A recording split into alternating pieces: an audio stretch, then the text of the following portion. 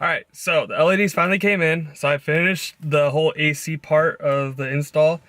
I also got baby face syndrome. That's where you all your hair and your face gets falls off. So it's been an eventful week. Yeah. Anyways, so I did mess up when installing everything back together. When I was putting the screen back on, it cracked a little bit. So you have to be extremely careful when doing it. I'll show you guys right now what happened. For one thing, the LEDs are really bright, so you can actually see the LEDs back there, which isn't the worst thing. So low is good right there, all that's good, and then the screen cracked right here. So it's just a big old spot right there, which it sucks, but if I don't use dual temp, I can, at least I know what the temp is, so it's not gonna be too much of a struggle. So I don't mind too much. I mean, it sucks, but it's whatever. The next part of the install is going to be the locking mechanisms, the window controls, as well as I'm gonna do the trunk opener and the dim settings. To get to the dimming, behind the dimming lights in the trunk opener, you open this side up here first and pry it open. I start from the top and just pry down, just twist it, and then you'll be able to pop it up like that. There we go. So it looks like right there. After you remove that little front trim piece right here, there's a little screw down on the bottom right here. Just unscrew it. And then what you want to do is just basically, you can pry this open. And you can pull this whole piece off almost. So let's do that right now. There we go. And then you get to the back side of the actual trim part. So what we can do is unplug the cords that are hooked up to the back. Next thing we want to do is looks like there's three basically clips that go around the whole thing, so you just got to push them down. So there's a couple pins around it. There's 1, 2, 3, 4, and 5 right here. And it basically sits that way, so it goes all the way around. Alright, so now we can get started with installing the actual lights to these buttons. So here's the trim piece right here. Taking these parts off isn't too bad. For the trunk button, all you have to do is there's 2 clips on each side, on the top and the bottom. Just gotta pinch them and push forward. When you push forward, it'll pop out like that. So that's one removed. So set that aside. The next piece are the actual dimming. So what we can do with those is, it looks like there are 4 little prongs, 2 on top and then 2 on bottom. There's little holes. So what we got to do is just get a flathead, might need 2, and then basically what we did before with the other ones, just be very careful and just try to gently lift up. Alright, one more side, there we go, got it out. So that's the trim piece right there, and then here's the other dial. Take the dials apart, or well, the first dial, which is for your cluster gauge light and basically the whole interior lighting adjustment. There are 2 prongs on each side. Same thing again, just gotta lift them up and then pull it out. There you go. Really gotta work with it to get it open. But there's the bottom piece right there. Here's the chipboard.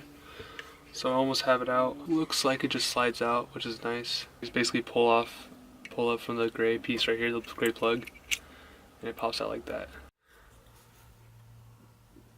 Alright, so once you remove the board from the actual dial itself, you'll see that there is a LED light right here. It's kind of hard to focus. Small little LED. What I'm going to use is just one size up. It's a 3mm instead of a 2mm, which I think this is what this is. So let's use a 3. Fits the same spot. It'll just be a bigger light. Last but not least is the actual trunk button, if you do have one. With this one, it looks like there are 2 little green prongs, because it is the green box. So you want to look on each side. There's one right here, and there's another one on the other side. So what we got to do is basically pinch them in, or if you can, get the Phillips and just put the black piece out a little bit more so the greens come out. Alright, so we got that out, so we'll just pull it out like that. Okay. So this install's been taking kind of a while because I just didn't have all the parts all at once. But anyways, so back where we left off on the trunk button. Now the trunk button has an extremely small LED on it. It's tiny, tiny, tiny. It looks like a soldering point, or a little test point. As you can see where the flathead is, there's a little square right there. That's the light. So it's this tiny little light. I didn't know where I can buy a light like that. So I'm gonna hijack basically one from a battery pack I found. The battery pack itself has blue lights on it.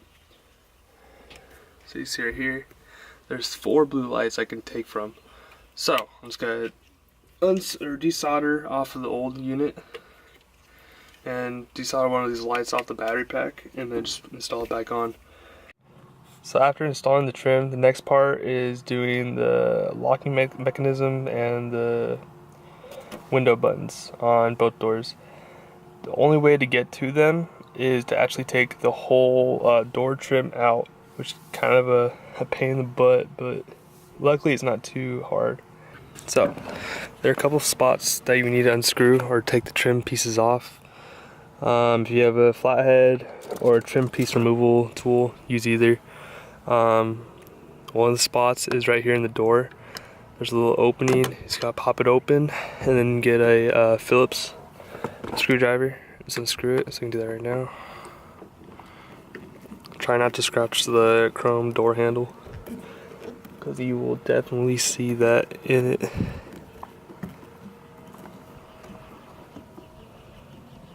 Okay. Next piece is right here on the corner, right there. It's just a little plastic pin that we just pop open and pull out. Oosh, alright. Pull it getting strong. Trim right here, this whole gray part. Basically we gotta pop this open. What I do is I go under it from down here. You just wanna pop it open like that. Once you do that, basically you wanna pull it out. Okay. There you go. So you pull it, and then when you pull it mostly out, bend it like that, a little hook on top like that, see? That's that piece. And then inside the actual door handle itself, there are 2 screws that we need to take off. This one right here, and then one inside this hole right here. So get that started right now. Okay, so once you have all the screws out of the door, basically, all you gotta do is just basically pop it from the bottom and then pull out. Now what I would do is I wouldn't take it completely off. I would just unplug the AC part and just unscrew that to get it out. So as you can see, this is the inside of the door. There are 2 pins or plugs in it. One on the bottom, one right here. So we can get those out right now. Take out these Phillips right here. There we go. And there's the whole AC unit right there. So here is the window controls as well as locking. There are 4 pins, 2 on each side, 2 major pins that we just need to basically use our flathead, pop it open, so we can take out the controls out of this whole display or trim piece. Alright, well, it popped out, so that's good. Here we have the actual buttons. We are going to take out this whole back plate right here. The back plate is being held in by 3 on this side, 3 pins, as well as 3 right here. So now what we can do is take out the back. There's the back plate, here's the actual board itself. But yeah, with the window lock, we have to actually pop this off first because it is connected to the board, so you try to pull the board out, the button goes with it. The other buttons are perfectly fine, they all stay still. It's just this one button that does get stuck in with the rest. So we just have to get that off. So I just pulled it straight out, and then you get it open like that. So I'll put this to the side, and the rest of the board should slide out. Okay. So there is the trim right there. There are small LEDs as well. They're right here. I believe they're going to be 2mm. pretty decent size. There's 1, 2, 3, and then there's going to be a 4th one. For this piece that's on here, it is soldered on the back, so there are 4 in total on the actual board itself. So I'm gonna do that right now and switch them out, and then we'll put it back in and see how it looks. After you get the other side installed, take out this door frame so you can get just these 2 buttons right here. Same way taking it off. Alright guys, so I finished with the install. Did mess up a couple things, but for the most part it looks pretty good. There it is right there. There's these lights. Whole dash right there. Radio, and then lights over there. The one thing I did mess up though is I cracked the screen on the AC controls, so I'll just press it on right now. So you can see there's low, that works pretty fine, you know. Then there's this, and then it's working pretty fine. And then I fucked up and I cracked it. Luckily, I didn't mess up this one, so I just can't really use dual controls, which is pointless in the car, in most cars. Actually, fucking, this is the worst, stupidest thing in my life I've ever seen. Because, like, yeah, it's just dumb. Alright, so, I really don't need to use this, because I have this side right here that controls it. So I don't really care about this part too much. Probably gonna put a sticker over it just to kind of hide the nastiness right there. But for most of all, everything's nice and clean. Oh, I forgot to show you guys this part right here too. These are all done as well. It's somewhat easy. You just have to be very gentle with everything or else you'll fuck it up. Thank you guys for watching. Really happy with the whole install. If you guys have any questions, leave comments down below. Make sure to subscribe, tell your friends, and share me on forums and stuff like that, because I feel like a lot of people might like this whole install, or at least like want to attempt it, which would be kind of cool just to see everyone else's different things, maybe some rainbow effects or whatever. Anyways, thank you guys for watching. Subscribe, and yeah, thank you. Bye.